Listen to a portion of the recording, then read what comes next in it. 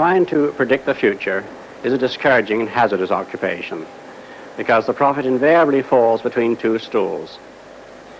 If his predictions sound at all reasonable, you can be quite sure that in 20 or at most 50 years, the progress of science and technology has made him seem ridiculously conservative.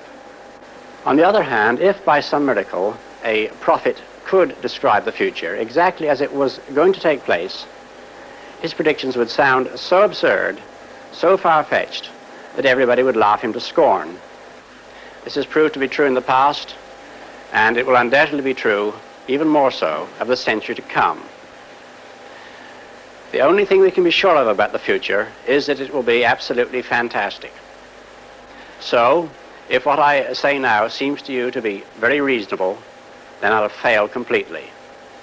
Only if what I tell you appears absolutely unbelievable have we any chance of visualizing the future as it really will happen. Let's start by looking at the city of the future. Some people think that it will be like this. And they're quite right. In fact, everything you see now already exists. All the materials, all the ideas, these things could be put into practice immediately. But what about the city of the day after tomorrow, say the year 2000? I think it will be completely different. In fact, it may not even exist at all. Oh, I'm not thinking of the atom bomb and the next Stone Age.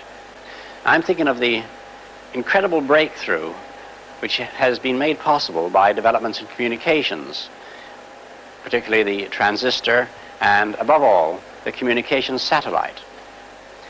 These things will make possible a world in which we can be in instant contact with each other, wherever we may be, where we can contact our friends anywhere on Earth, even if we don't know their actual physical location.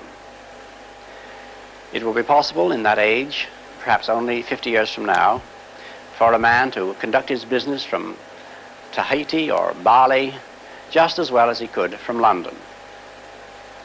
In fact, if it proves worthwhile, almost any executive skill, any administrative skill, even any physical skill, could be made independent of distance. I'm perfectly serious when I suggest that one day we may have brain surgeons in Edinburgh operating on patients in New Zealand. When that time comes, the whole world will have shrunk to a point, and the traditional role of the city as a meeting place for man would have ceased to make any sense. In fact, men will no longer commute, they will communicate. They won't have to travel for business anymore, they'll only travel for pleasure.